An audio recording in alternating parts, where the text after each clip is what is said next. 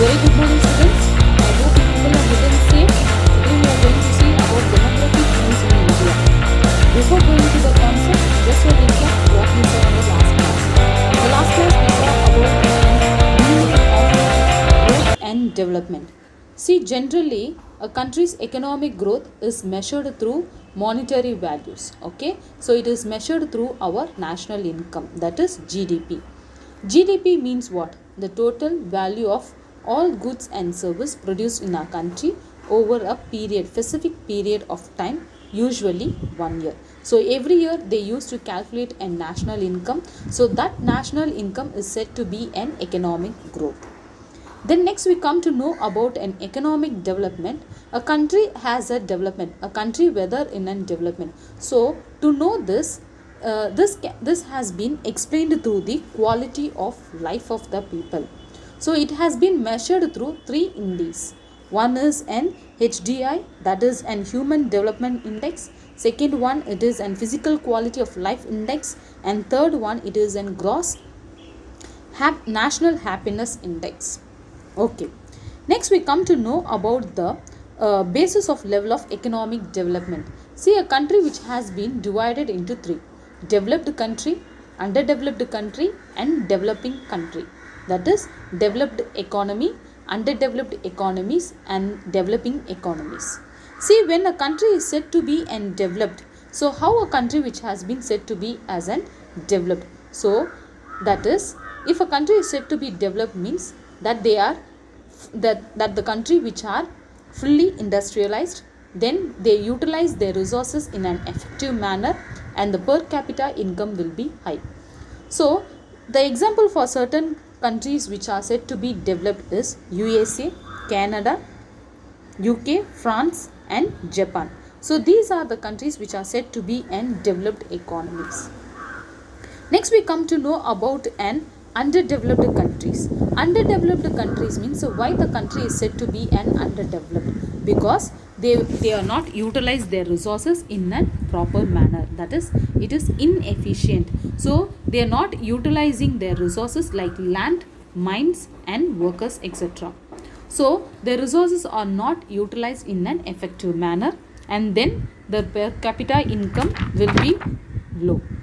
So the example of an underdeveloped countries are Africa, Bangladesh, Myanmar, Pakistan, Indonesia, etc. So these are the countries are said to be as an underdeveloped countries or backwards nation or third world nation.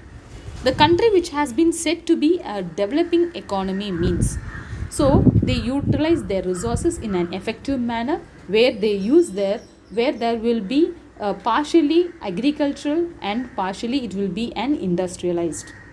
So the resources which are used in an effective manner, and the per capita income should be in a moderate manner. So the example for the developing economy is India. So India is the best for the developing economy. Okay, then in the last class we saw about an Indian economy. So among the topmost 10 countries, so India stands in the 7th position, that is the GDP growth rate of an economy is 7.1%. Okay, then we saw about the features of an Indian economy, that is the strength of an Indian economy. So the major strength of an Indian economy, that India has a mixed economy, that is they are following an mixed economy system. So mixed economy system means that they are using both the private as well as an public. So both the sectors which coordinate here. The second one, the major strength of an Indian economy is an agriculture. So agriculture plays an important role in an Indian economy. So nearly the GDP, that is the major share of the Indian economy, it is that 17% which receives as shares from through agriculture. Some of the agricultural items which has been exported is like vegetable spices, vegetable oil, tobacco, animal skins, etc. The next third one, the strength of an Indian economy is an emerging market. So emerging market means that India invites and foreign direct investment and foreign institutional investors. So these are the two most important thing that the GDP has been started to increase in Indian economy. The next one, it is an emerging economy, that India stands in the 7th position. So when compared to the 20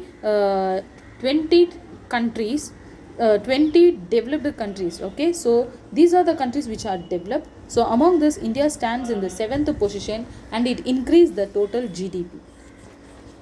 The next one, fastest growing economy, that is the Indian strength, the Indian economy strength is one is then fast growing economy. So India is said to be an fast growing economy because the GDP share has been increased 7.1 percentage, that is next to the Republic of China.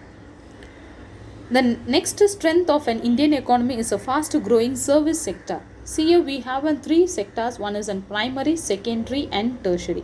So among that, primary means it is an agriculture, secondary means it is an industry, and third one, tertiary, means it is an other service sector. So the major share contribution from the tertiary sector, it is through technical sectors like information technology and BPO. That is, India receives a line share from the service sector. The next one, it is a large domestic consumption. So India is a fastest growing economy. So the standard of the living and the consumption rate has been started to increase in India.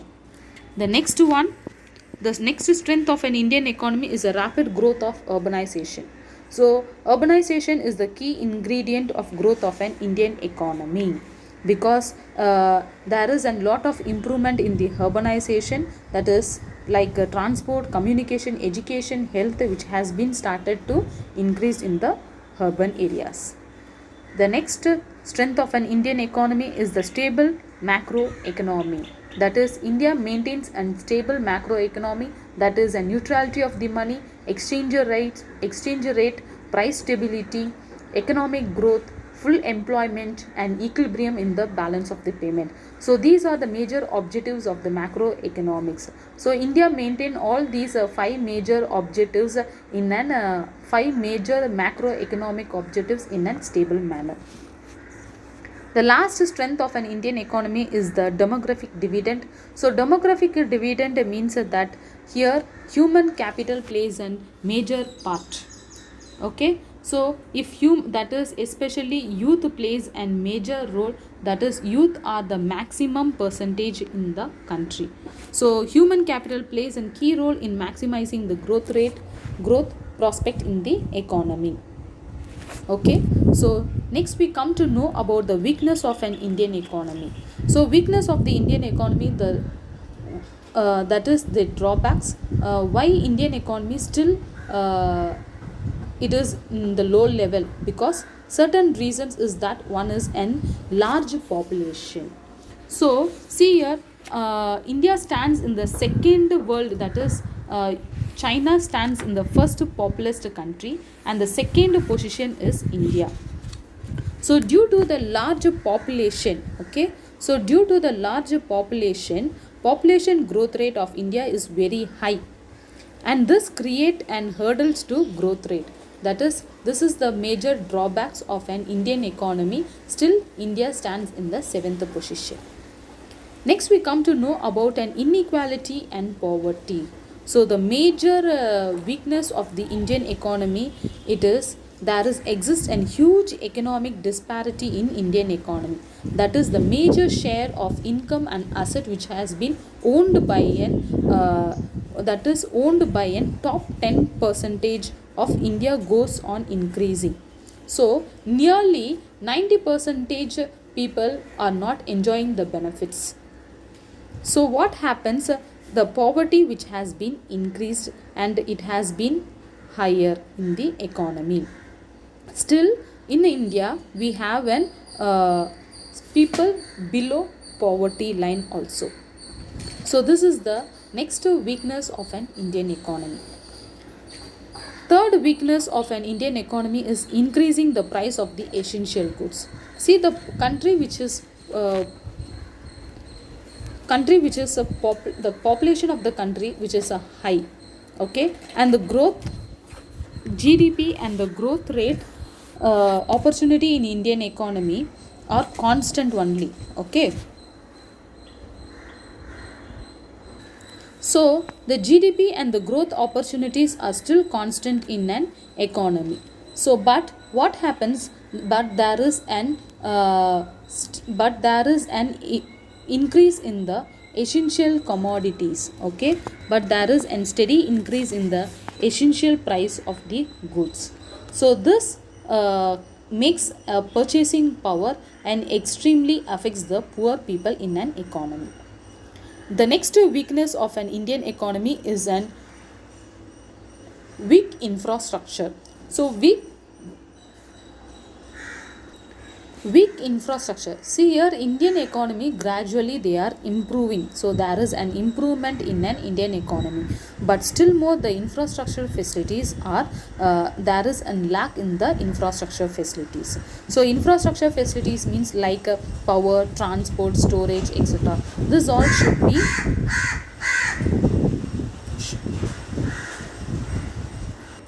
so there should be and still scarcity in the basic infrastructure facilities. So the next weakness of an Indian economy is an weak infrastructure. The last weakness of an Indian economy is inadequate employment generation.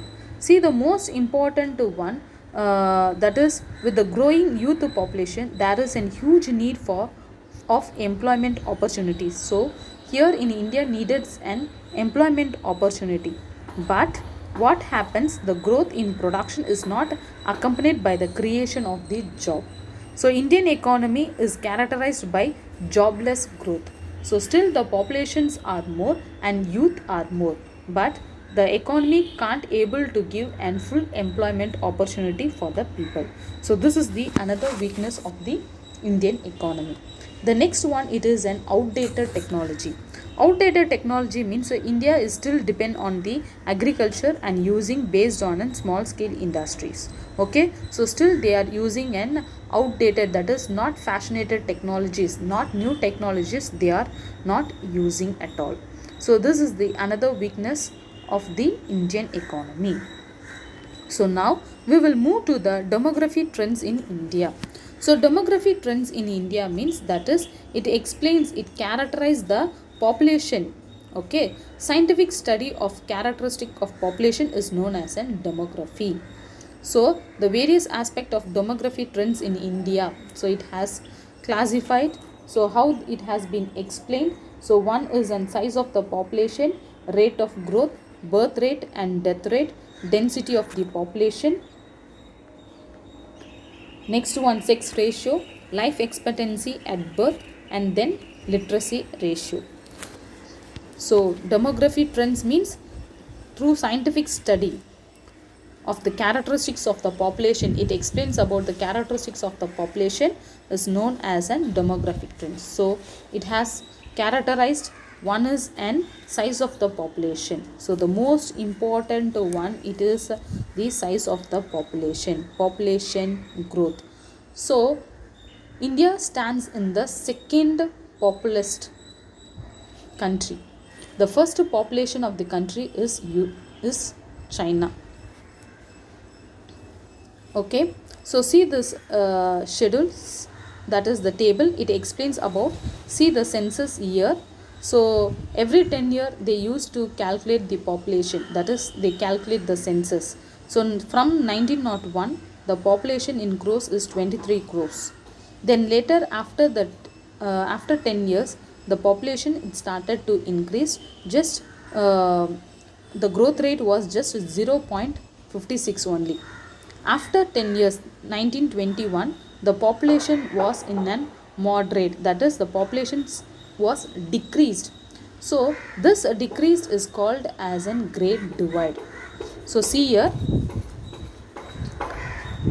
see the negative growth rate from 1911 to 1921 was due to an rapid and frequent occurrence of epidemics like cholera, plague and influenza, and also an famine. So the year 1921 is known as an year of great divide for Indian population, as a population start increasing. So what happens during this 1911 to 21, the population was decreased. Why? Because due to certain epidemic diseases occurs like cholera, plague and influenza. Then in 1951 the population growth rate has comes down. So still it comes down from 1.33 percentage to 1.25 percentage the growth rate. So this year it is known as an year of small divide.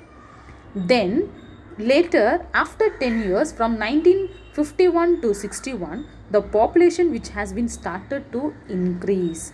So the growth rate has been started to increase from 1.96 percentage, that is nearly 2 percentage, which has been increased. From 1961 is known as the year of population explosion. So see the table, you can able to compare the population, how the population has been increased. So 1901 it was 23, 11 it is 25, and 21 it is 25, and 31, 41 and 51, see the population how it is.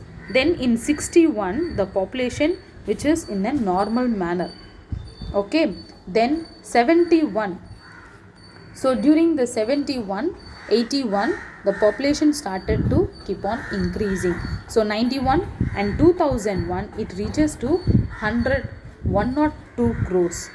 In 2011, it reaches to 121 crores.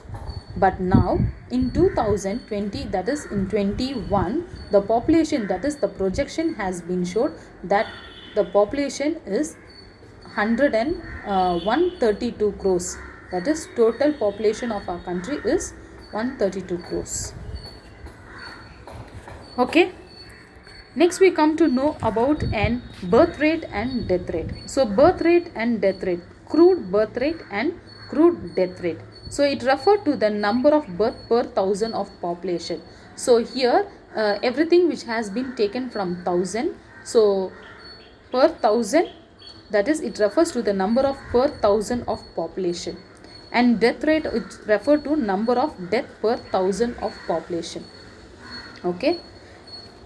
So see the birth rate, how the birth rate which has been increasing and how the death rate which has been decreased or increased. So see during 1951 to 1951 the birth rate which has been 39.9 and death rate it was 27.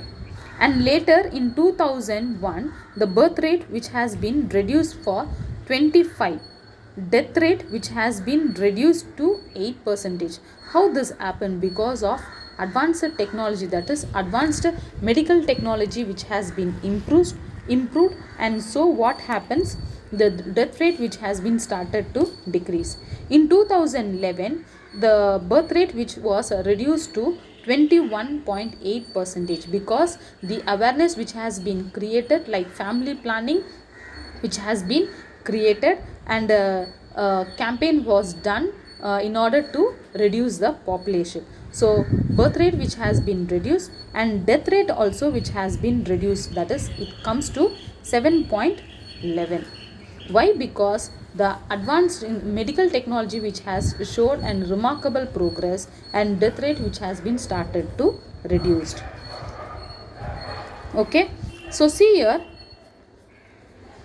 the death rate which has been the death in Kerala. So see here, this is the most important. Kerala has the lowest birth rate and Uttar Pradesh has the highest birth rate. So here they have compared the thing, Kerala and Uttar Pradesh. For the death rate they have compared here West Bengal and Orissa. So West Bengal has an lowest death rate and Orissa has an highest death rate.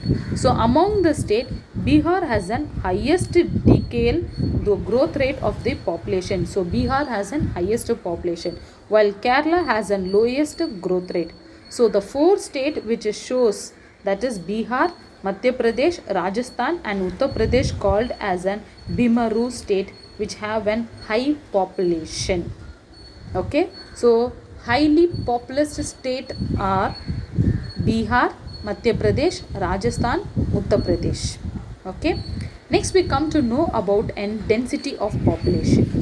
Density of population means the average number of person residing per square kilometer. So for the per square kilometer, how much of people are residing, how much of people are living. Okay. So it is known as a density of population. So how they are calculating this density of population? So formula: total population is divided by land area of the region. The next we come to know about the table. So see the density for the per square kilometer. In 1951, only 117 people who stayed. But after 2001, the population which has been started to increase. In 2001, the population was 102 crores. So the people residing in per square kilometer is in 2000 is 325. Then in 2011, the population is 127 crores. So the people residing per square kilometer which has been increased to 382. Okay. So before the independence, the density of the population was less than 100. So before independence, the population of density of the population was less than 100. But after the independence, the population, that is the density of the population which has been increased to 382. So according to the census, that is 2011 census, the present density of the population is 382.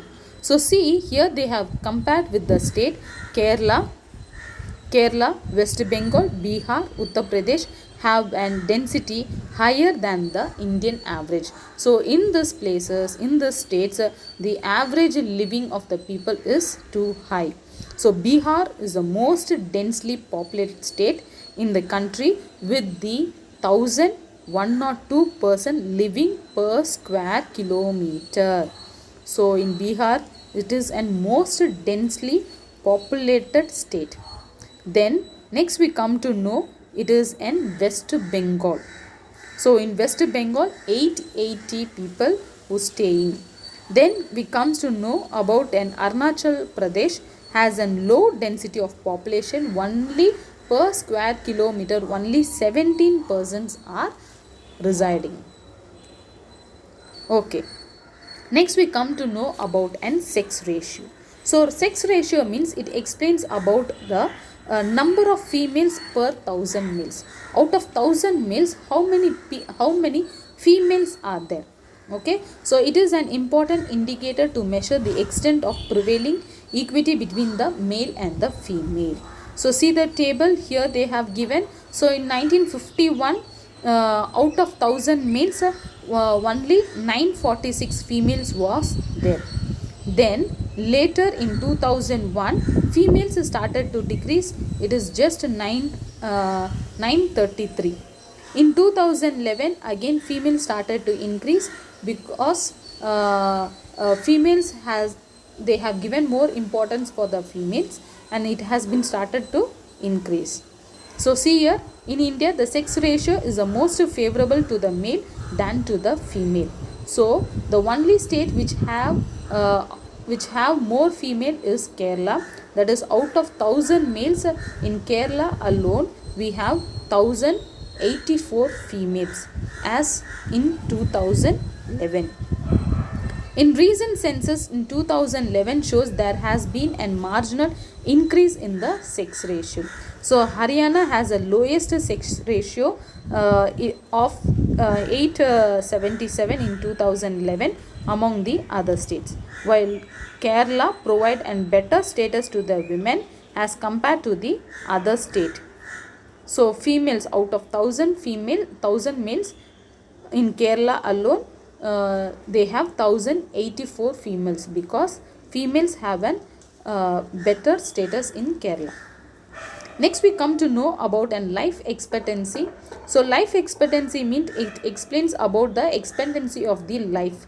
So the average life of the person. Okay. So the life expectancy is low when the death rate is high and instances of early death are high. On the other hand, expectancy is high when the death rate is low or instance of the early death are low. So see here the life expectancy of the male and the female. So comparison, in 1901 So female expectancy, that is the death rate, was high in 1951. Then male death rate was high, it is 32, and female death rate is 31.7, overall 32. Then 1991, see here, the life expectancy of the male is 58 percentage. So the expectancy started to decrease for the male. And see the female expectancy, the life expectancy of the female, which has been increased. Then in 2001 and 2011, the female expectancy and the male expectancy which has been increased. Okay. So during 1901 to 11, the life expectancy was just 23 years. Then it has increased to 63 years. So now people living, the average life of the people is now above 60 to 70. Okay. So considerably fall in the death rate is responsible for the improvement in the life expectancy at birth. However, the life expectancy in India is very low when compared to other developed countries.